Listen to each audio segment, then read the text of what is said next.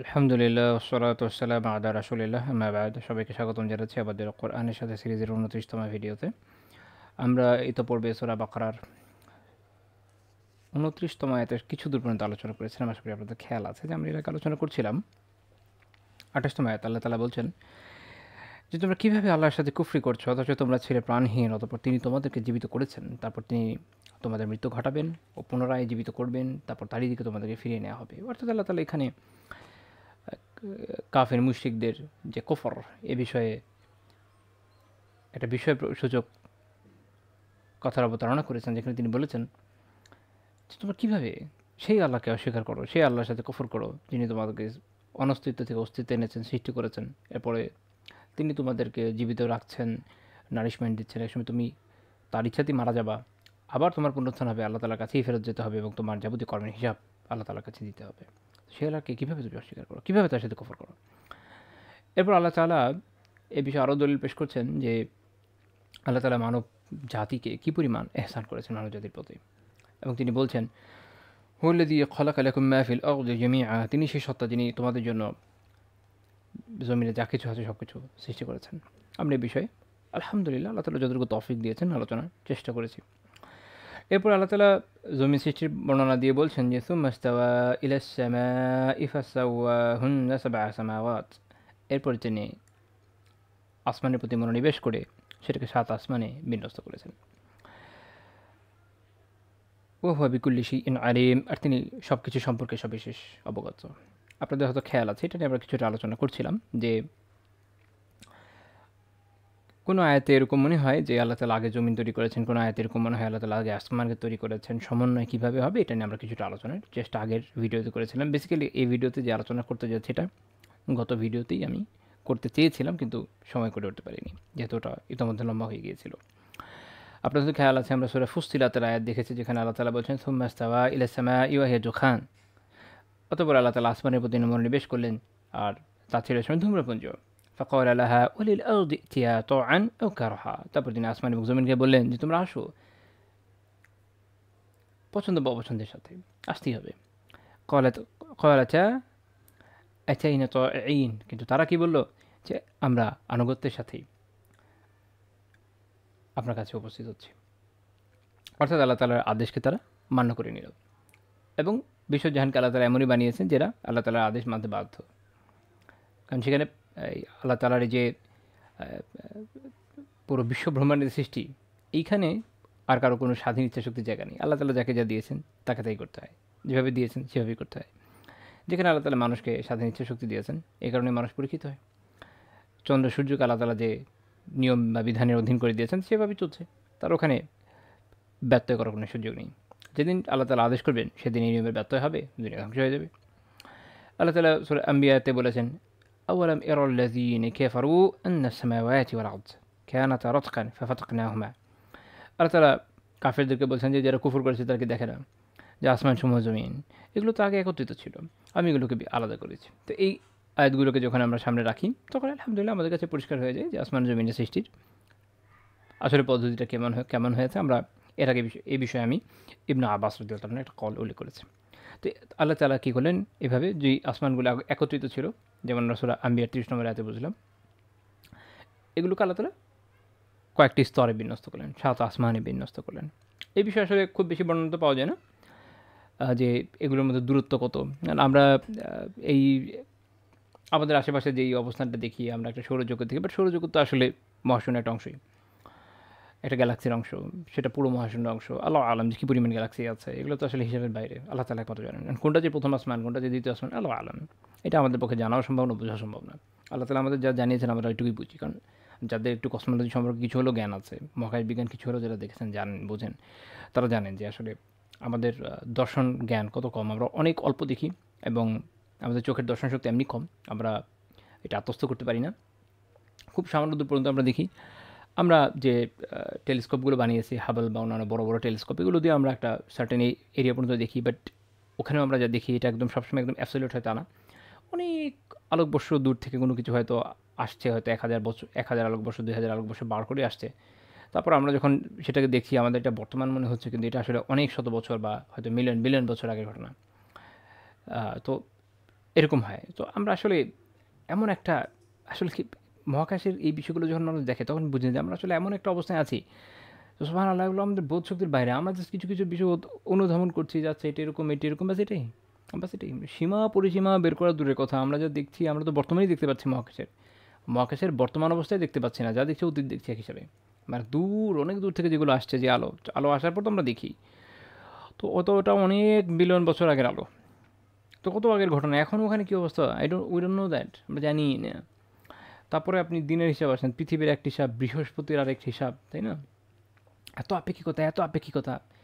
এই দৃশ্যমান জগতের যে জট, এটাই আমরা ছাড়াতে অক্ষম, অনুধাবনে অক্ষম। আমাদেরকে আল্লাহ তাআলা ওই জ্ঞানই দেন নাই, ওই সক্ষমতাই দেন নাই।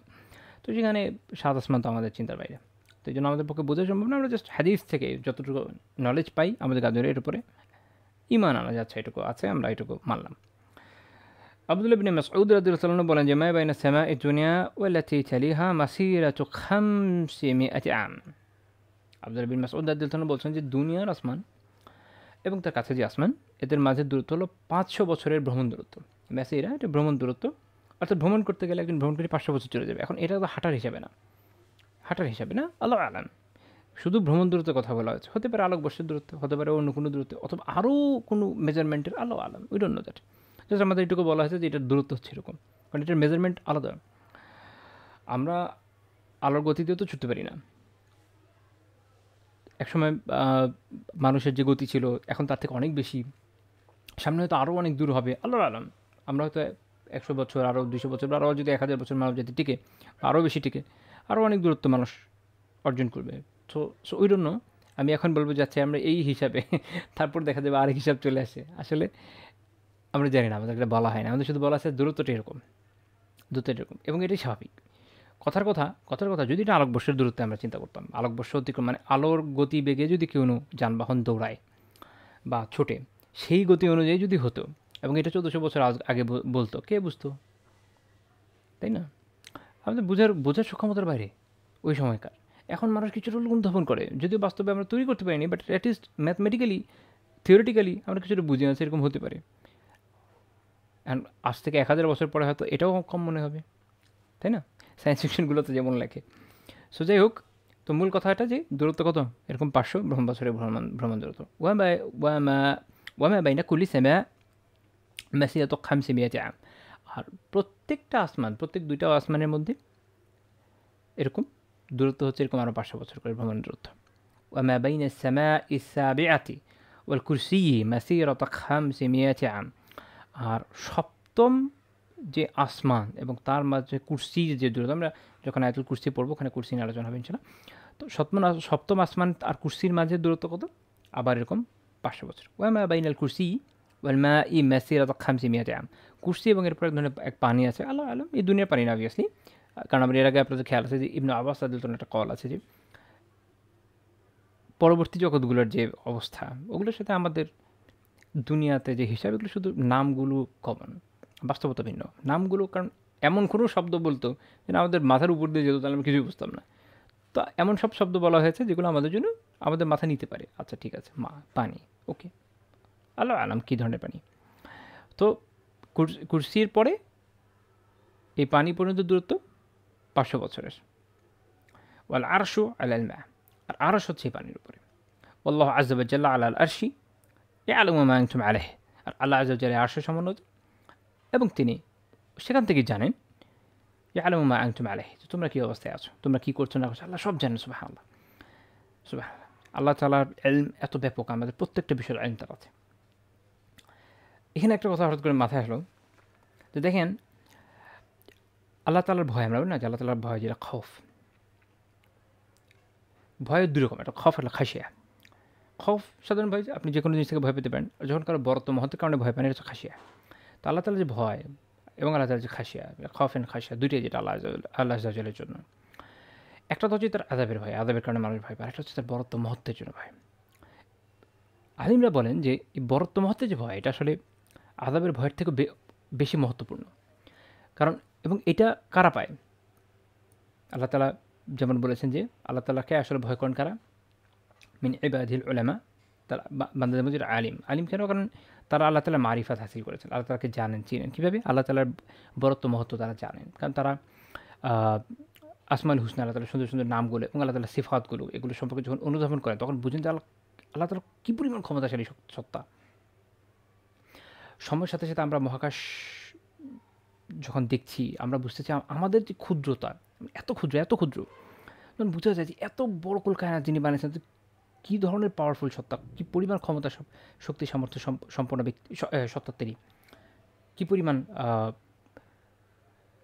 ক্ষমতার অধিকারী তিনি, এবং কত ব্যাপক তার জ্ঞান, তার কুদরত, তার যে প্রতাপ, সুবহানাল্লাহ। এটা অনুধাবন করলে মানুষ হতভম্ব হয়ে যাবে। আপনি মহাকাশের সামনে নিজেকে কী মনে করেন? আপনি পিঁপড়েও না। মানে আপনি যদি সাপেক্ষ চিন্তা করেন, আমাদের সাপেক্ষে পিঁপড়া কত ছোট, মহাকাশের সাপেক্ষে আমরা কোথায়? মহাবিশ্বের একটা মানচিত্র বানাইলে ওখানে পৃথিবী একটা ডটও হবে না, সৌরজগতও মেবি একটা ডট হবে না, এত ছোট। ওখানে আমরা কোথাকার কী? তাহলে চিন্তা করেন, আল্লাহ তাআলা এগুলোকে যিনি বানিয়েছেন, তিনি সুবহানাল্লাহ আমাদের ধারণার বাইরে, এমন এক সত্তা তিনি। তো তিনি তার দয়া, অশেষ দয়া যে আমাদেরকে তার আসমা ও সিফাত, তার আসমাউল হুসনা, সুন্দর, সুন্দর নাম, সুন্দর, সুন্দর গুণ আমাদের জানিয়েছেন, তার দয়া, আলহামদুলিল্লাহ। মানে আমাদের জ্ঞান এটা অনুধাবনে ঊর্ধ্বত, আমরা ধরতে পারি না। তো তার মেহেরবানি। তো তখন যখন এটা বান্দা অনুধাবন করে, যত সে অনুধাবন করবে, যত সে উপলব্ধি করবে, যত সে আল্লাহ তাআলার নাম এবং সিফাত জানবে, তত সে আল্লাহকে ভয় করবে, তার মহত্ব এবং তার প্রতাপকে ভয় করবে। তো এই ভয়টা অত্যন্ত গুরুত্বপূর্ণ। এটা বান্দাকে হেদায়েতের পথে নিয়ে আসে এবং গুমরাহ থেকে বাঁচায়। এবং আযাবের ভয়ে মানুষ যতটা না গুনাহ থেকে বাঁচে, এই ভয়টা যদি অন্তরের মধ্যে ক্রিয়াশীল হয়, তাহলে সে আরও বেশি হেদায়েতের পথে আসে এবং আল্লাহ তাআলার অনুগত হয় এবং আল্লাহ তাআলার নৈকট্যভাজন হওয়ার চেষ্টায় রত হয়। কারণ মানুষের স্বভাব হচ্ছে এটা, সে যখন কোনো সত্তার ব্যাপারে বুঝেছে সে কতটুকু মহত্বপূর্ণ এবং তার একটা অনুধাবন আছে যে হ্যাঁ, তার নৈকট্যভাজন হওয়া সম্ভব, তখন মানুষ তত ট্রাই করে। আল্লাহর চেয়ে বড় তো কেউ নেই, আল্লাহ সবচেয়ে বড়, আল্লাহু আকবার। আল্লাহ তাআলার চেয়ে ক্ষমতাশালী তো কেউ নাই, আল্লাহ তাআলার চেয়ে বেশি আপনও তো কেউ নেই। যখন বান্দা এগুলো অনুধাবন করে না, তখন সে আল্লাহ তাআলার এই মহত্বের একদিকে ভয়ও পায়, ভালোবাসাও তৈরি হয়, সে বিচিত্র অনুভূতি, সুবহানাল্লাহ। তখন বান্দা আল্লাহ তাআলার অনেক নিকটভাজন হয়। এইটা সে চালিকা শক্তি, যে বান্দাকে আল্লাহ তাআলার নিকটে ভাজন করে। আল্লাহ তাআলা আমাদের সবাইকে দান করুন এই জ্ঞানটা, এই ভালোবাসাটা, এই ভয়টা। তো যাই হোক, ইবনে মাসউদ রাদিয়াল্লাহু আনহু যে কল, এটা ইমাম আদ-দারিমি রাহিমাহুল্লাহ তাআলা তার কিতাবে রদ্দ আলাল জাহমিয়াতে উল্লেখ করেছেন, 33 নম্বর হাদিস। ইমাম আত-তাবরানী রাহিমাহুল্লাহ তাআলা আল-মু'জামুল কবির উল্লেখ করেছেন 8987 নম্বর হাদিস। ইমাম ইবনু খুযাইমা রাহিমাহুল্লাহ তার কিতাবে আপনার আর কিতাবের হচ্ছে আত-তাওহীদ, ইবনু খুযাইমা রাহিমাহুল্লাহ কিতাব হচ্ছে আত-তাওহীদ, সেখানে উল্লেখ করেছেন। ইমাম বাইহাকী রাহিমাহুল্লাহ তার কিতাব আল আসমা ওয়াস সিফাতে উল্লেখ করেছেন 858 নম্বর বর্ণনা। ইমাম আবু শাখ রাহিমাহুল্লাহ আল আজামা এই কিতাব এখানে উল্লেখ করেছেন। ইমাম যাহাবী রাহিমাহুল্লাহ তার কিতাব আছে আল উলু, সেখানে সনদকে সহিহ বলেছেন। ইবনুল কাইয়িম রাহিমাহুল্লাহ তাআলা ইজতিমাউল জুয়ুশ আল ইসলামিয়াতে এর সনদকে সহিহ বলেছেন। আর শেখ আলবানী রাহিমাহুল্লাহ তাআলা এটা সনদকে হাসান বলেছেন, শেখ জিয়া আজমি রাহিমাহুল্লাহ হাসান বলেছেন, আল্লাহু আলাম। তো যাই হোক, এখন পয়েন্ট হলো এটা যে এই হাদিস যদি ইবনে মাসউদ রাদিয়াল্লাহু তাআলা আনহুর অর্থাৎ মওকুফ হাদিস, উনি আল্লাহ রাসূলের নাম উল্লেখ না করে বলেছেন, বাট এটা মনে রাখতে হবে যে এই ধরনের হাদিসের ক্ষেত্রে উসুল হলো যেগুলো এরকম আকীদার বিষয়, গুরুত্বপূর্ণ বিষয়, যেগুলো মানুষ কিয়াস করে নিজস্ব কিয়াস থেকে তৈরি করতে পারে না, সেগুলো সাহাবীরা যখন বর্ণনা করেন ধরে নিতে হয় যেগুলো তারা আল্লাহ রাসূল থেকে শুনে থাকবেন, কারণ এগুলো তার কিয়াসই না, নিজে থেকে বানিয়ে বলার মতো না। তো সাহাবীদের বিশেষ করে ইবনে মাসউদ রাদিয়াল্লাহু তাআলা আনহু এবং আরও কয়েকজন সাহাবী, ওনাদের স্বভাব ছিল এরকম, ওনারা অনেক ক্ষেত্রে আল্লাহ রাসূলের নাম উল্লেখ না করে হাদিস বর্ণনা করতেন, এই ভয়ের কারণে যে যদি সম্পৃক্ত করতে গিয়ে কোনো ভুল হয়ে যায়, এটা তাদের ভয়, তাদের শ্রদ্ধা, এগুলোর কারণে আর কি। তো এই জন্য মুহাদ্দিসিনরা এটাকে, এই ধরনের বর্ণনাগুলোকে, যদিও এগুলো মওকুফ হয়, সাহাবীদের থেকে বর্ণিত হয়, কিন্তু এটা মারফু বা আল্লাহ রাসূলের থেকে বর্ণিত হিসাবেই এই হুকুম লাগান। তো আমরা এখান থেকে ইলমটা অর্জন করতে সক্ষম হই যে এক আসমান থেকে এক আসমানের দূরত্ব হলো 500 বছর। সুবহানাল্লাহ। আমি এটা যখন ভাবি যে এই এক আসমানই, যদি আমি এটাকে এই মহাবিশ্বকে এক আসমানের আন্ডারে ধরি, এটা আসলে এত সুবিশাল, আমি হতভম্ব ফিল করি। সুবহানাল্লাহ, সুবহানাল্লাহ, সুবহানাল্লাহ। আরেকটা আসমান, 500 বছরের দূরত্ব, আরেক আসমান, এবং সেই 500 বছর কোন ক্যাটাগরিতে, কোন ধরনের গতিবেগে, আল্লাহ আলাম, উই ডোন্ট নো দ্যাট। তারপর একটা সুবহানাল্লাহ, 7টা এমনি চিন্তার বাইরে, চিন্তার বাইরে। আর এই জন্যই আল্লাহ তাআলা সূরা ইসরার কথা চিন্তা করেন, বনী ইসরাঈল আল্লাহ তাআলা শুরুতে কী বলেছেন? সুবহানাল্লাযী, সেই সেই সত্তার পবিত্রতা ঘোষণা করা হচ্ছে কার? যিনি তার বান্দাকে এই এক রাতে এই দুনিয়া থেকে এই আরশ পর্যন্ত নিয়েছেন। সুবহানাল্লাহ, চিন্তা করতে মাথা গুলিয়ে আসে, এত বড় মহাবিশ্ব। তো এরকম যদি হয়, স্তরগুলো চিন্তা করেন। সুবহানাল্লাহ, সুবহানাল্লাহ। তো যাই হোক, তো এখান থেকে আমরা এই বিষয়টা জানলাম, আসমান সময়ের দূরত্বের বিষয়ে। তো যাই হোক, এরপরে যেটা আছে যে আল্লাহ তাআলা সুম্মা ইস্তাওয়া ইলাস সামা, আল্লাহ তাআলা আসমানের প্রতি মনোনিবেশ করলেন। আচ্ছা, এখানে একটা বিষয়, এখান থেকে আমরা জানি যে আল্লাহ তাআলার আসমা সিফাত বা সুন্দর সুন্দর নাম ও গুণাবলীর ক্ষেত্রে একটা সিফাত হচ্ছে আল্লাহ তাআলা আরশে সমুন্নত, বা ইস্তিওয়া আলাল আরশ, বা আল্লাহ তাআলা আরশে সমুন্নত হয়েছেন, এই বিষয়ক যে আকীদা। তো এখানে মনে রাখতে হবে যে আল্লাহ তাআলার প্রত্যেকটা নাম, আল্লাহ তাআলার প্রত্যেকটা গুণাবলীর ক্ষেত্রে মূলনীতি হচ্ছে এটাই, যেগুলো আল্লাহ তাআলা যেভাবে বলেছেন, আমরা কোরআনে যেভাবে পেয়েছি, হাদিস যেভাবে পেয়েছি, আমরা এর উপর ইসবাত করি, এগুলোকে স্বীকার করি, মেনে নিই। এগুলোর আমরা কোনো স্বরূপ উদ্ঘাটন করতে যাই না, স্বরূপ আমাদের বোধগম্য না, এটা আমাদের মাথার উপর দিয়ে যাবে, এটাই স্বাভাবিক। আমরা মহাবিষয় দেখে উঠতে পারি না, বুঝে উঠতে পারি না, তো আল্লাহ তাআলার সিফাতকে আমরা আত্মস্থ করবো কীভাবে? আমাদের পক্ষে আসলে সম্ভব না, সম্ভবতার ঊর্ধ্বে। তো এগুলো আমরা ইসবাত করি, এগুলো আমরা সত্যায়ন করি, স্বীকার করি। আল্লাহ তাআলা তার নিজের শানে যা যা বলেছেন আমরা সবই মানি,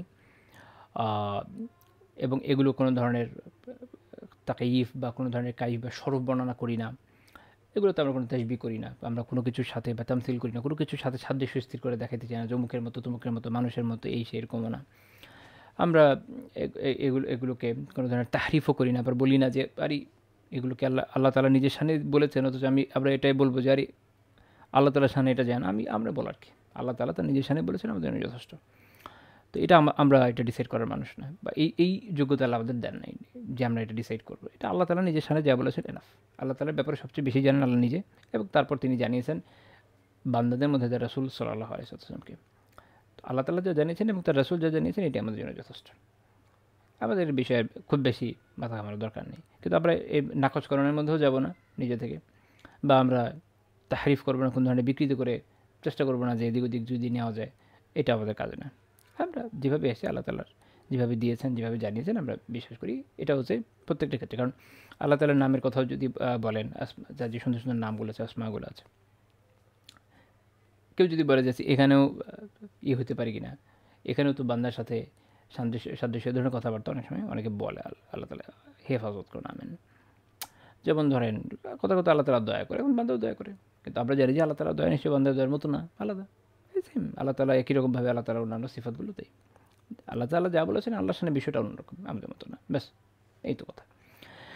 তো এখানে এই অন্যান্য আয়াত থেকে এই বিষয়ের দলিল পাওয়া যায়, বাট এখানে যে শব্দটা, যেটা আমাদের লেখক আলোচনা করেছেন, সেটা হচ্ছে ইস্তিওয়া নিয়ে একটা আলোচনা আছে, যে এখানে শব্দটা হচ্ছে ইস্তাওয়া হচ্ছে এটা একটা ক্রিয়া।